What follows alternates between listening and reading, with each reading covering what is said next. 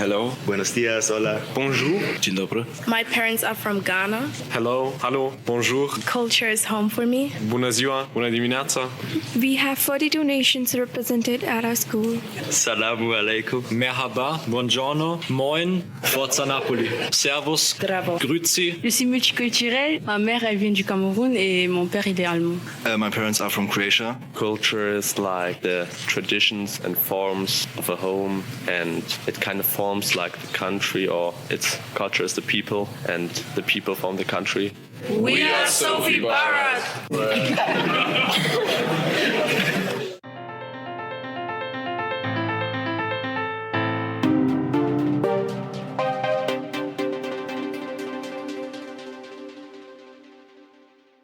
Welcome to Language and Culture with Dr. J. In this season, I bring you interviews that all center around the question of what it means to belong to two or more cultures. This particular episode takes us to the Sophie-Barath-Schule in Hamburg, Germany, where we just completed phase 1 of a larger research project on multiculturalism and have a wonderful panel of guests who will help me discuss this topic. The Sophie-Barath-Schule is a private Catholic school in the center of Hamburg. It is a gymnasium, one of the largest in Hamburg. The Sophie-Barath-Schule encompasses 5th through 12th grade and offers a wide range of courses, including an excellent array of classes for language, music, social studies, and science. From my personal experience with the Sophie-Barath-Schule, I can tell you that I'm always delighted to have a graduate of the Sophie-Barath-Schule in my seminars and lectures at the university, and this is really true. I have yet to meet a Sophie-Barath student who is not polite, interested, charming, and incredibly well-prepared academically. It is because of my admiration of the quality of education offered by the Sophie-Barath-Schule that I'm so honored to be able to start my research project with these students. All of this would not have been possible without the involvement and dedication of Dr. Wetzler, who is the coordinator for career and study orientation at the Sophie-Barath-Schule and teaches German, English, and theater. We were also helped tremendously by Dr. Wetzler's Profilklasse English, in other words, by Dr. Wetzler's wonderful students who have a particular accent and focus on English in their curriculum. But let me tell you about the research project. In an effort to study the effects of mono, bi, and multiculturalism on society, I have created a fictitious universe made up of 6 lands: hexagon land, trapezius land, square land, and so on. I set out to examine how the 6 cultural dimensions defined by the Dutch social psychologist Gert Hofstede are influenced by mono, bi, and multiculturalism. Gert Hofstede defined national cultures through his cultural dimensions. For example, his research led him to ascertain that Germans tend to score high on the cultural dimension called uncertainty avoidance. Germans have a need to try and avoid uncertainty. As a result, they invest in a lot of insurance: health insurance, pet health insurance, car insurance, house insurance against fire and natural disasters, insurance for glass items in your house. This really exists. I have it. On the other hand, for example, people in Greece score very low on uncertainty avoidance and tend to just roll with the punches and deal with problems as they come up. Let me give you one more example of Gert Hofstede's cultural dimensions: power distance. India scores very high on power distance, with there being a large distance between the classes, or in this case, the castes. Dalits and Sudras would never even dream of directly speaking to the Brahmins, for example. On the other hand, in the US, power distance is rather low. People call each other by their first names, regardless of their social position. Employees and children are encouraged to question the decisions made by those in charge. You kind of get the picture. What I am interested in finding out is what happens with these cultural dimensions when we're dealing with people who bring several cultures with them. If someone has Italian citizenship and now lives in Italy, but this individual grew up in Germany and went to school in Germany, will he or she score more Italian or more German on Hofstede's cultural dimensions? What about third culture kids, individuals who grew up with or were socialized with 3, 4, 5 cultures? Which country will influence their decisions the most? So I took my fictitious world, mixed in Hofstede's cultural dimensions, and created 4 characters that I asked questions about. I created a monocultural character. I created a character who is monocultural but has significant exposure to one other culture. I included 1 bicultural character and 1 third culture kid or multicultural character. These characters are from hexagon land or square land and represent fictitious countries because my intent is not to be in any way political or to identify or evaluate political or national characteristics, but to try and find out about the effects of multiculturalism. So with these characters at hand, I developed a questionnaire, and this is where the Sophie-Barath-Schule comes back into the picture. The entire 11th grade of the Sophie-Barath-Schule took this questionnaire. I have to quickly give credit to one more person, Ruth van Rieken, who has dedicated her life to doing research on third culture kids. Her book and her research were extremely helpful to me in the development of my questionnaire, particularly with the multiple choice answers to the questions. All right. So this is just the beginning of this research project. The questionnaire will be filled out by several other schools and organizations, and I will be publishing my results sometime in the summer of 2024. So today, I am sitting in front of the entire 11th grade of the Sophie-Barath-Schule, as well as several of the teachers here, parents, and distinguished guests. And we want to talk about what thoughts and emotions and reactions the questionnaire elicited in the students. We don't want to give away the particular questions that we asked in the questionnaire, but rather to discuss the topic at hand. The 11th graders have selected 5 student representatives who are sitting on the panel with me and Dr. Wetzler. On the panel to my right are Laetitia,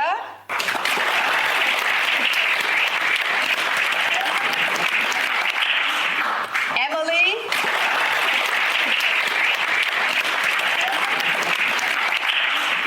Kaya, Max,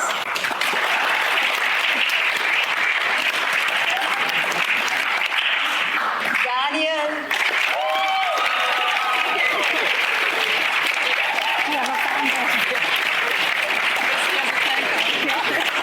and of course, Dr. Wetzler.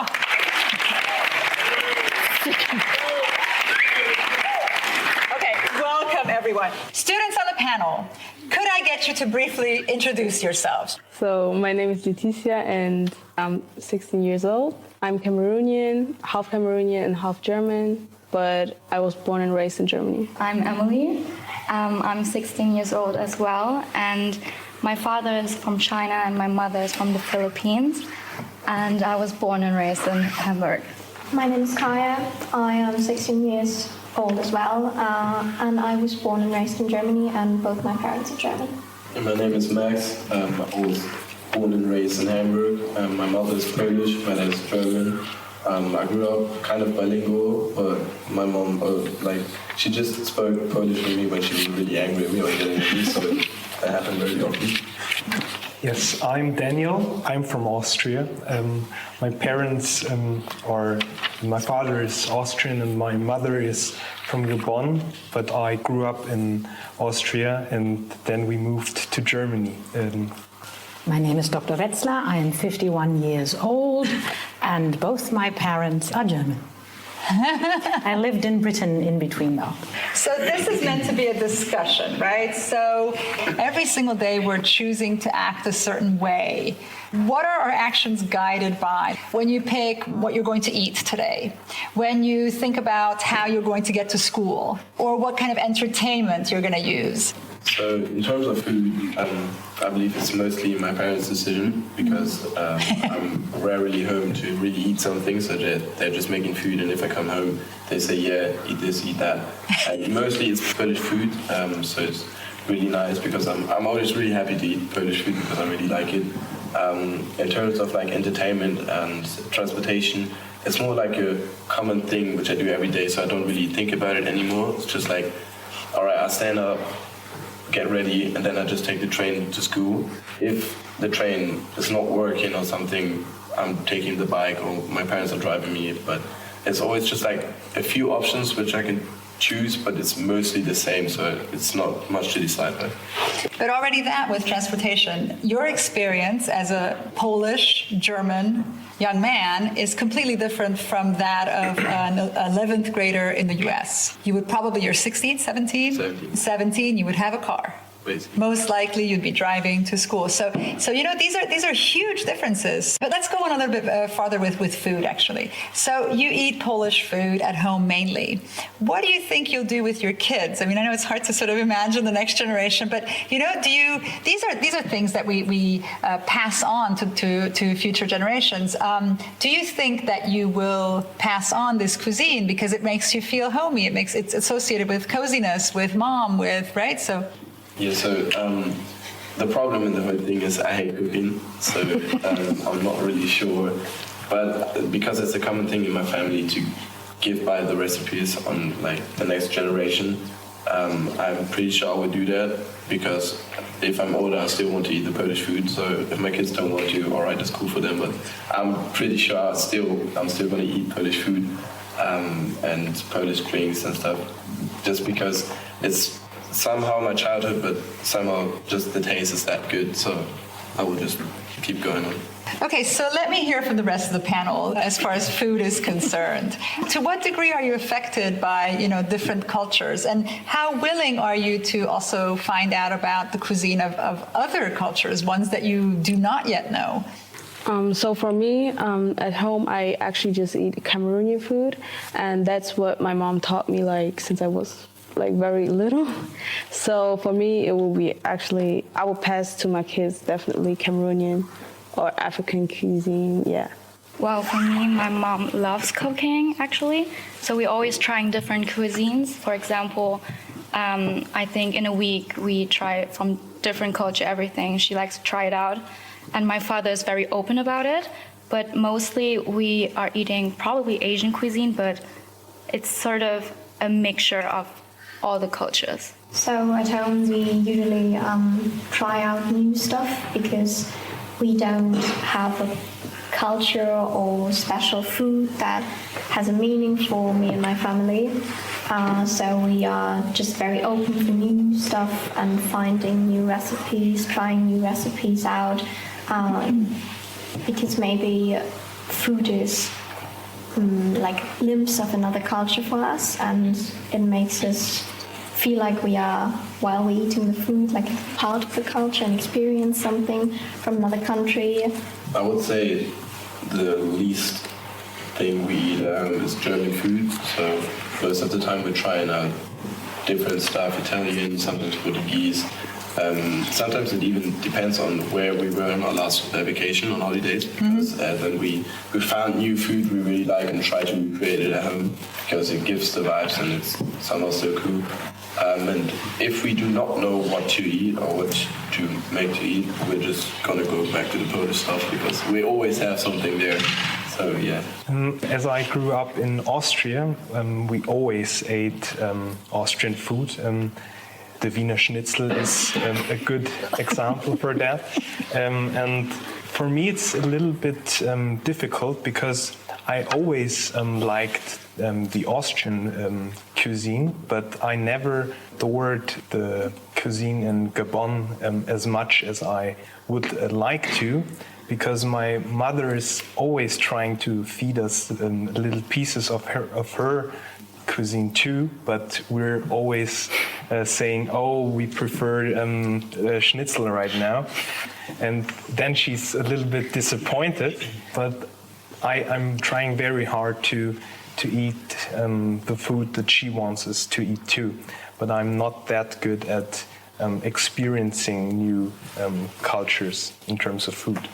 Well, for me, I would say I can, even though I'm here as a monolingual part of the panel, I would definitely say that when it comes to cuisine, I'm sort of multicultural, or at least bicultural within my own culture. I come from the very south of Germany, And so to me, the Southern cuisine is definitely an integrated part of my daily life.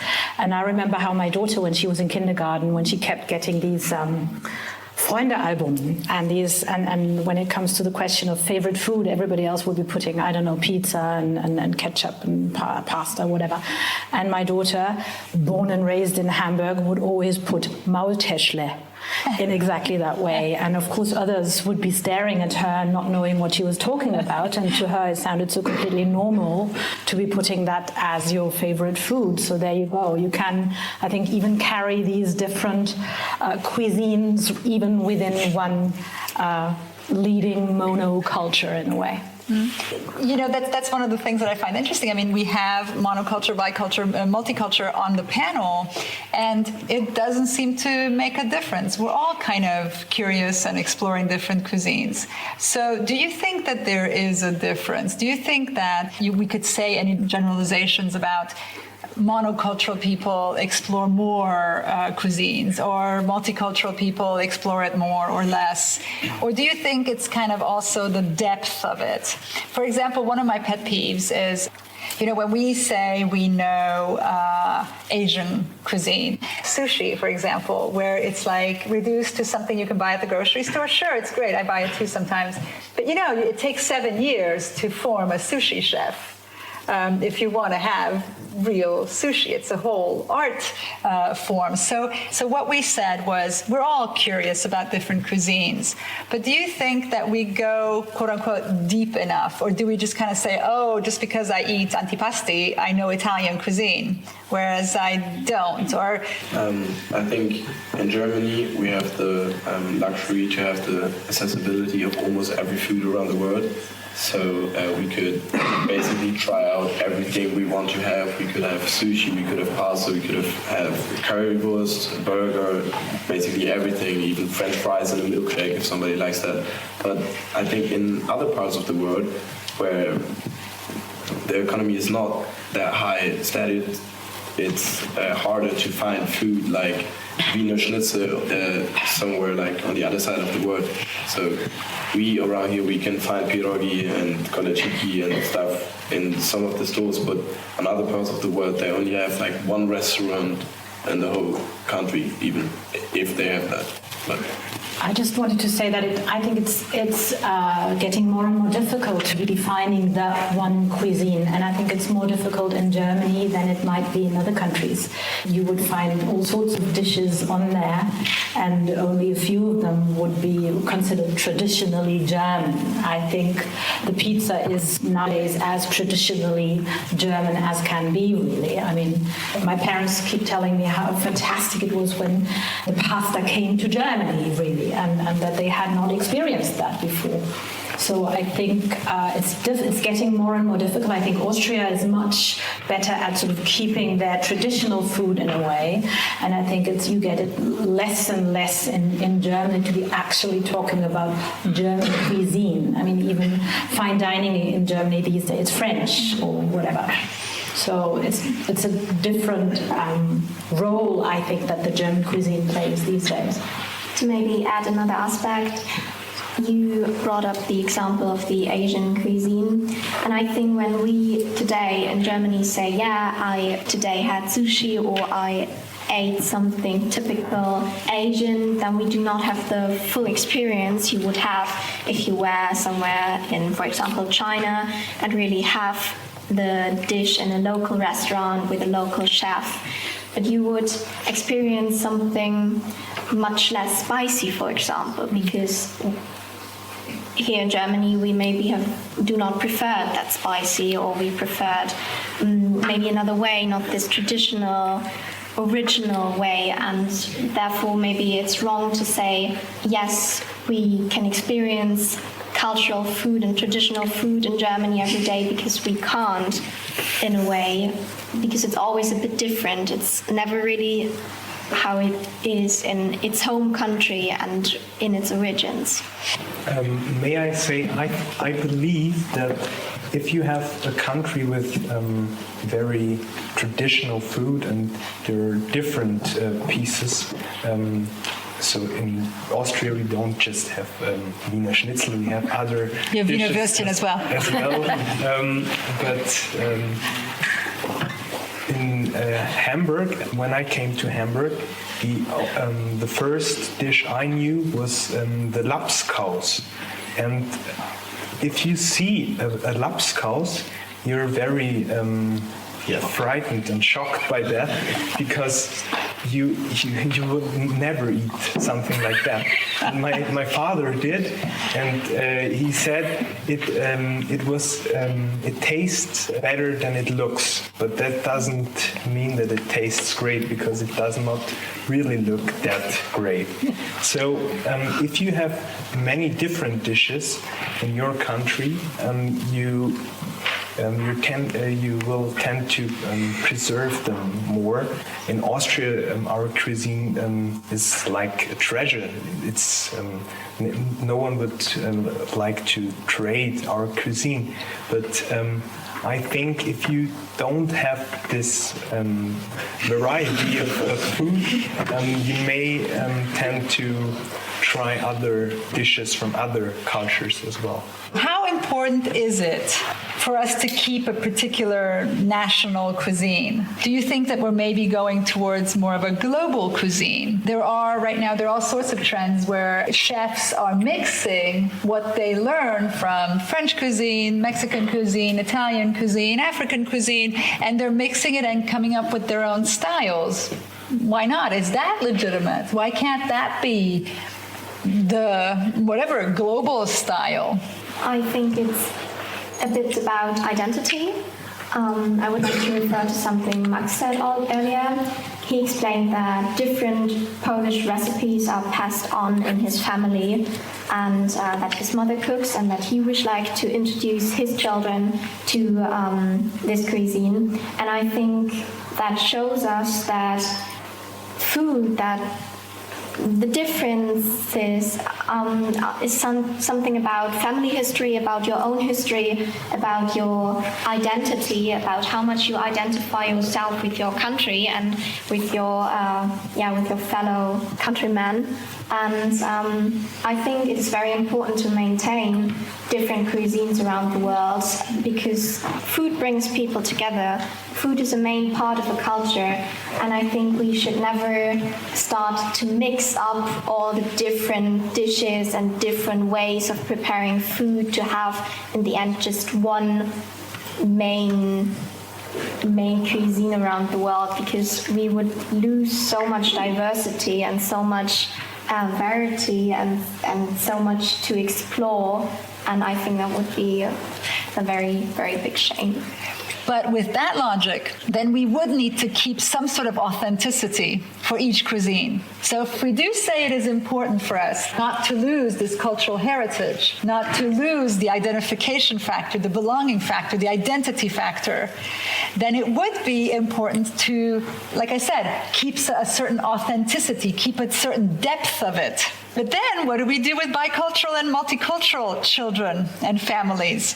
We all want to be diverse. We all want to explore different cuisines and find it really cool and find it really important. We also want to sort of make sure that the cuisine of our ancestors, that we're able to pass that on and to cook it, etc. But then what do we do with multiculturalism?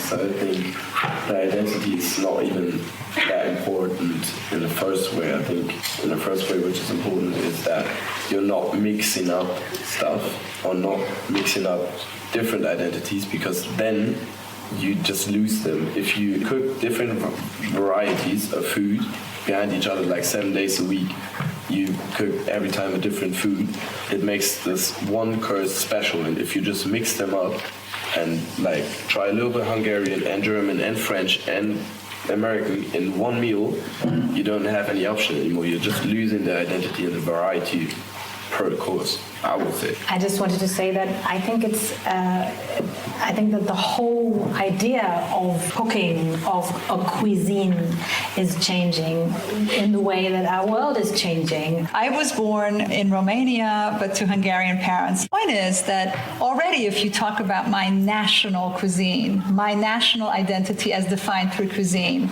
I don't have one already there. because my parents are Hungarian, but they're Hungarians from Romania. So the cuisine, I mean, even the names, are any of you Hungarian for some reason? Okay, oh, wow. So, for example, you know that eggplants are called in Hungarian podlizsán.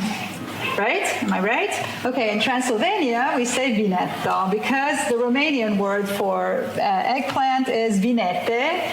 And so the Hungarians in Transylvania, instead of saying vinete, they made out of it vinetta. And the way vinetta, which is what I call, is prepared in Hungary is different from the way it's prepared in Transylvania. The Transylvanian vinetta, or this is an eggplant spread, is a little bit more Balkan and has a little bit more of the Romanian influence, etc. Look at carrots. Carrots are called in Hungarian répa, sárgarépa, right? In Transylvania, we say murok.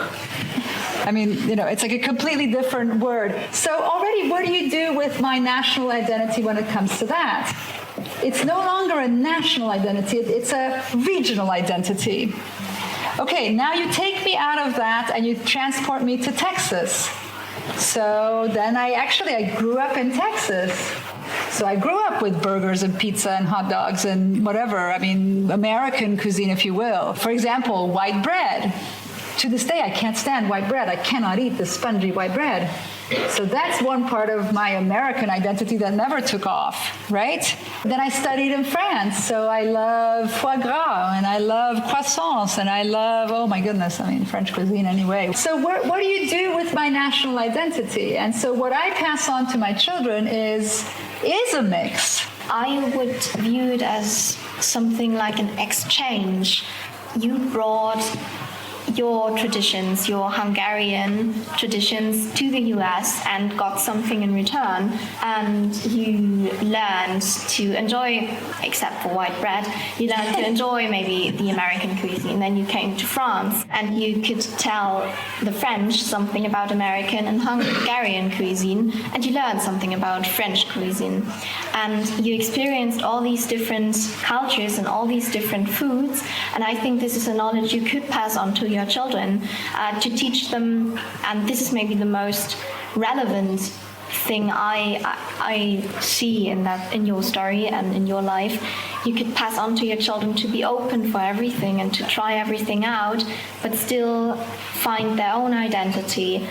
And maybe I wouldn't worry too much about the mixture of cultures, because maybe that's the new identity that we're creating in the future. And it's really hard to tell German food apart from maybe Austrian food, or from French food is sometimes difficult to tell apart from the food in Belgium. So I would say that you have to be open for everything else, and in the end it does not matter that much if it's French food or Italian food, but it matters which identity we're creating in the future, and maybe our new identity will be a mixture of several different identities. So that's exactly the point also of this research project, is how do we deal with that? I mean, our world is becoming more and more global in the sense of cultures are also mixing. There are a lot of exchanges, a lot of people moving around, a lot of marriages and couples that have several different cultures and pass this on. So I love this idea of an exchange and of learning from each other. But the fact of the matter is that we are mixing and we are developing sort of a global culture. So let's move away from food and cuisine. Let's go towards the questionnaire also addressed transportation, language, ways of speaking, ways of enjoying entertainment, different styles in education. How do you feel about that? What did you think while you were taking the questionnaire? What aspects of multi and monoculturalism come up as it pertains to these areas? For example, in language, my father speaks Chinese to his family, and my mother speaks Tagalog with her side of family. But when we're all as a family, like my mother, my father, and I, we only speak in German because that's how we communicate. But I would say if my father is with the side of my mother's family, we also speak German, but also kind of mix a little bit of Tagalog in it. So yeah, and I grew up speaking mostly German, and that's, yeah, in my family, it's quite difficult because most of my father's sides are in Asia, whether my mother's side, her sisters and her aunts and her mother and everyone lives in Germany. Well, we do have some family members in other countries, but they are also very spread out in the world. So some are in England, some are in America, in Canada, Mexico. And that's also how we kind of learn different cultures in our family, because they always say or talk about it and say, oh, you should try that. This is how we do it. And this is how we communicate, because that's differently from others. I agree with that. As an example, the best friends of my parents are from Venezuela. So sometimes when I come home, it's my Polish family there, and they're all speaking Polish because half of my Polish family is actually in Germany. They're living here. So my cousin and my aunt and everybody. But sometimes I come home and there's some Spanish speaking in there, and I'm like, yo, what's going on now? And my dad is speaking Spanish, Portuguese, Italian, everything. And so when he is communicating with his friend, she's called Elimai, they're only doing that because they want to annoy everybody else, because nobody speaks Spanish. So it's just what she said, you're learning different cultures by different people. So it could be friends, it could be family, depends on where they live, depends on where they come from. And if they keep their traditions up to speak the mother language at home, they can pass that further away. I think it's really interesting because for me, although my whole family lives in Germany, we don't really mix the culture. For us, it's more than like, yeah, when we go outside our house, it's like we're acting like, no, not acting, but we are Germans. But as soon as like we enter home, we are definitely, like, we talk just French. We are just eating Cameroon dishes. So we definitely change our culture and change the way we act and the way we are outside of the house. So at home, it's very difficult to speak because we have 3 languages. We could speak in German, we could speak in French, and everyone knows to speak English. So everyone tries to find their way of handling this situation. My mother is always speaking in French, but my younger brother tends to answer in German, and he listens and he understands everything, but he is always answering in German because there's his comfort zone. He loves speaking German.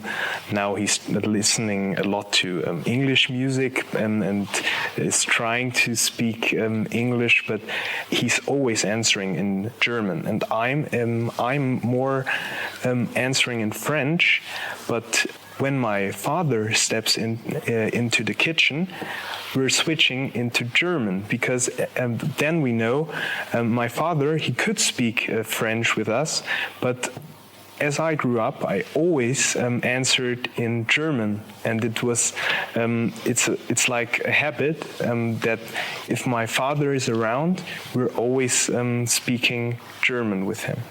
Yeah, something similar to Daniel. My parents sometimes slip up from the whole German part. They they start saying something in German, but then they start saying something in Chinese or Tagalog, and I do understand it. But for other people, when they come to us, they are kind of shocked. They were like, "What's happening from German to that and different languages?" My father did pick up some words after time, and can speak some, and my mother as well. So we can communicate sort of together in my mother's or my father's mother tongue, but we mostly speak in German. Yeah, at home it's pretty similar for us. As I said in the beginning, my mom is only speaking Polish with me if she's really angry. Now you reminded me that actually my mom's speaking Polish as well when friends are there, and I forgot something. She wants to tell me something, but she doesn't want me to look bad or something. So she's like, yeah, clean the table. But she's not telling me clean the table, but she's just like telling me in Polish. And actually, I sometimes wish we would speak more Polish, because I notice my Polish is getting really rusty over time. But because my dad, he speaks Polish, but it's not that good. So we could communicate all together, but it would be really hard. And as an additional, my brother doesn't really speak Polish. He never really liked it somehow. So we are speaking what the most people in our family can speak the best, which is German. So my brother is in South Africa right now, so he learns English very well. He learns French there very, very well. He has a German class as well, and he has some African speaking class as well, but I forgot the name. Afrikaans? Afrikaans? No, it's not Afrikaans. It's, I'm trying to think about it, but it's some name with a click in it, so it's hard to pronounce. But yeah, sometimes I wish we would speak in more different languages at home, which happens rarely. So again, thanks for the comments, and that's also, again, it's the same thing. It's just the thing that is difficult is, so I speak, and I told you guys, I speak 6 languages, and I really speak the 6 languages fluently. But it takes a concerted effort. It really is. This is what I do. I'm the academic head of modern languages at the university, so I speak 4 of the languages on a daily basis for work. And I speak the 5th one with my parents, and sort of, you know, I have friends who are Hungarian as well. Romanian is actually really difficult to keep up because I don't have the chance to do it as much, but I do make an effort to do that as well. But it is difficult to keep up that many languages.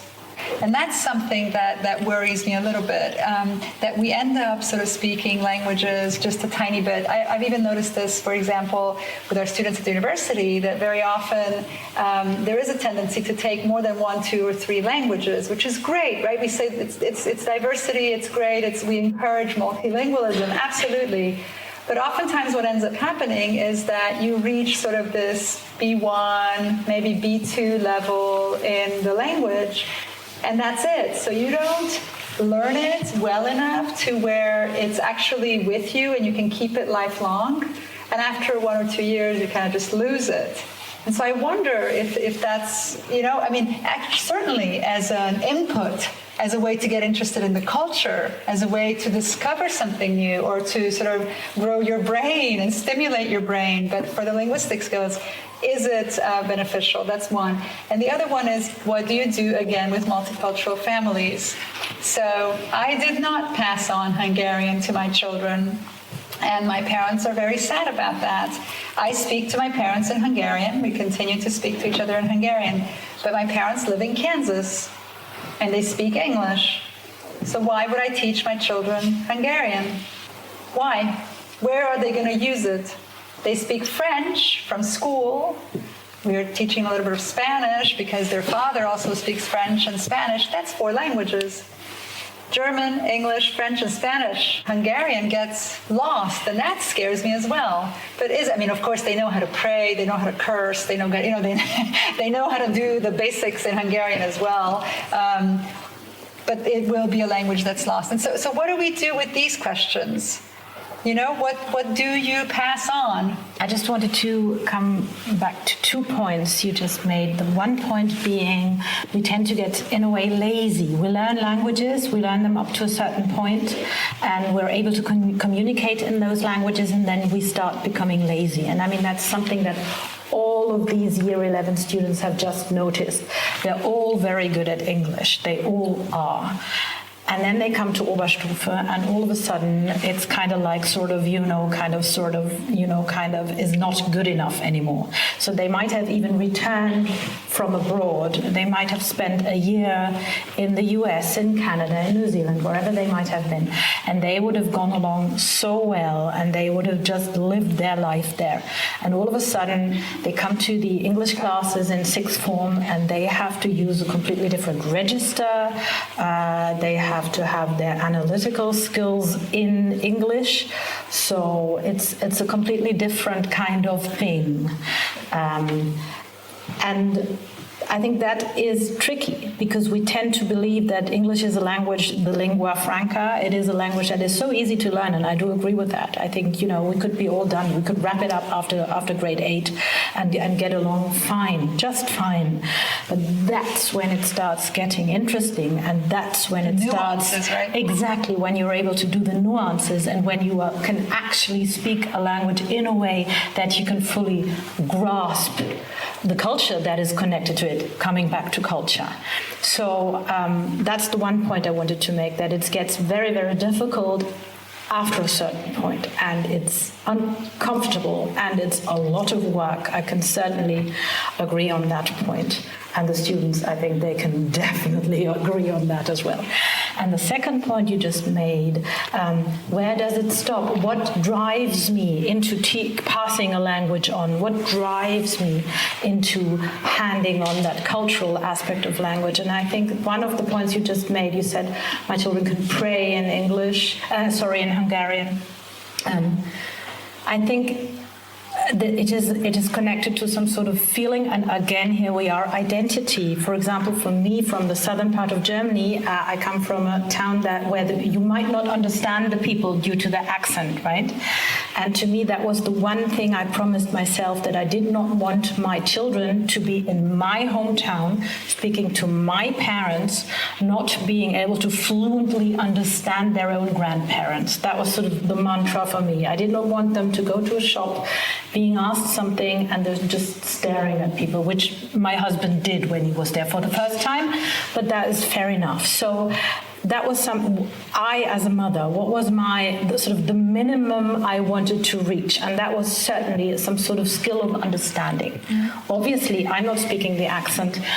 That's fair enough, but I wanted them to be able to understand. And I think that is something that many parents at least try to pass on, at least the sense of being able to understand, I don't know, maybe the songs you sang as a child, understand the stories that you might have been told by your parents when you were a child.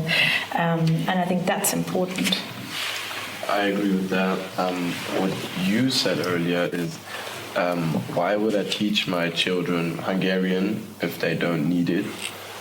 My point to that is, I would always teach my children, in my example, Polish, because even if I don't know now, like I don't know yet what they're going to do, it's easier for somebody to revise something which you have already learned once. So if you prepare them to be able to speak in a language and they lose it because they don't speak it, because they don't need it, then it's easier for them to, maybe they want to go to a university in Hungary, and you're taking the opportunity from them because they can't speak a single word Hungarian. If they learn it once when they were a child, they have sort of like a basic level. They should still remember a few words, a little bit of the grammar, and how you speak, how the way you communicate is different in every country. And I would say if you keep on passing on the different languages, it's always a plus point. So a little thing, it's a problem for me, but in the situation it's a problem for me, but afterwards it's helping me. It's not a decision, but it's just something that happens. I have the problem that if I miss words in English or in German, I keep mixing up the different languages. That's what happened to me in the beginning. I wanted to speak Polish like for 3 words. I was like, nobody here understands that. So especially when I have to switch from different languages pretty quick, because I'm talking German to my Venezuelan friends, and they brought somebody who just speaks English, so I have to switch to English. And then my mom is yelling at me from the kitchen, why didn't you bring the food out in Polish? So I'm like, yo, and then I answer in a mix of all of these languages. So that makes me, afterwards, it makes me remind of what that word actually means, because as I said, my Polish is a little bit rusty and I lose some words, so I remember them again because they're still inside of my memory, but I don't really know how to use them sometimes. And that's the thing, when is it too much? When I have to switch, like how it... Well, not just necessarily for you, but sort of, you were saying with my kids, I mean, they had to have German and English, and it was really important for me that they speak these 2 languages really, really well. And then they do add French at school. And Hungarian is a difficult language. when is it too much? And sort of to what extent could they practice their Hungarian? They would not have had enough Hungarian situations. We don't have to talk about that specifically, but sort of when is it too much? But you wanted to say something, Emily. Yeah, for example, my cousin, she's also multicultural. Her mother is Korean, her father is Chinese. She grew up in Singapore and moved around the world, around Asia. She was in China and Shanghai, everywhere. And so she grew up with 4 languages, English, German, Korean, Chinese. And she's very interested in languages. You can see it in her. And she likes to try new languages all the time, to learn new words in French, Spanish, Italian. So I think that really depends on the person as well, if they're interested in learning something. If you're not interested and lazy about a language, you're not going to learn it. You're going to lose every single thing that you had learned in the past. Well, it's going to be easy for you to revise it, but it's still not going to be the same if you're really interested. You're going to keep it in your head. And yeah, I think that depends really on the person, I think. Okay, so we did not talk about the questionnaire at all, which is really good, but we had a little discussion mainly about food and about language. I'd like to open it up for questions from the audience. Yes, so I want to raise very proud of my culture. And so I have a question of why is it important to have a culture or to have an identity that's connected to a culture? So what's the point? Yeah, thank you. And I'll repeat it too once. So you were saying that you were not raised with particular pride in a culture, and so why is it important to keep a culture, and why is multiculturality important? Who would like to? I would say for me, because it brings back memories from my childhood, and also, which is a way bigger part, is it keeps the traditions of my family and their family and the granddads I know or was able to know. It keeps a certain vibe and a certain way to live in a household with it, and I think that's really important. Especially as a little kid, as a child, and now as a growing up teenager. I'm really happy that I had multiculturalism at home. I totally agree on that. My parents never raised me to be extremely proud of their cultures. They always said we're very proud of our cultures, but they never told me to be that proud of where I come from. So it's just inside of me that I think every day, yes, I love where I'm coming from, and I'm really proud of that. And sometimes you have memories from vacations back at home, and your identity is suddenly mixed up with your cultural background. So it's not necessarily, you don't have to be proud of it, but your identity oftenly becomes stronger if you're very proud of it. I suppose it's about not forgetting where you and maybe where your family came from and where your roots lay. And I think you don't really have to be proud of your nation or tell everyone how proud you are to be a German or Austrian or Polish or Chinese. But I think it is important to remember what the different cultures are about, and maybe to remember your ancestors' cultures, and to remember where your family came from, and to not forget what differences they were, but also maybe which things were the same, and to build bridges and to have this sort of exchange between the different cultures. Because if we just forget, then we will lose so much knowledge and so much beauty. If we are just talking about a language or about food, then if we would forget the whole, for example, Asian or Polish culture, we would lose so many delicious recipes, or we would lose so many beautiful, interesting languages. and that would be really sad. And therefore, I suppose it is very, very important to remember where you came from and to remember your special traits and the special traits of your culture and your ancestors' culture. I can agree as well. I like that not everybody is the same, that we have a difference, and you can learn from other cultures, you can learn from other people and how they view things. That's always different. When I talk with a friend who is from a different city or even culture, land, whatever, they view things differently than I do, and we can kind of connect with each other and find a balance between it. So that's what I enjoy. I agree with that. I just want to add that if you do not grow up with a culture or something, you lose a piece of history, and I believe learning about history and learning about how things happened and why we are eating this now. As an example, many of the Polish food we're eating at home just happened to be eaten because of the Second World War, because the people didn't have the availability of other food, so they just mixed some stuff up and it somehow tasted good, and now it's like national courses which they all eat.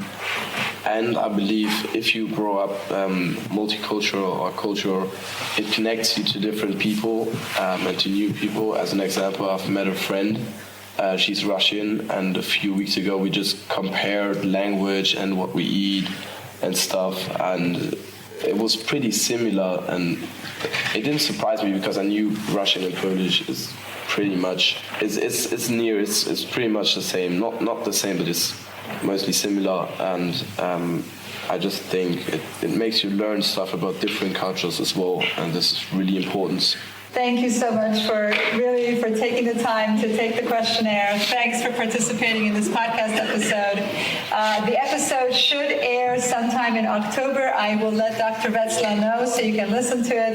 It's on Spotify. My podcast is on Spotify, on Google Podcasts, Apple Podcasts, or on my website, culturium.com. Thank you very much. Bye-bye.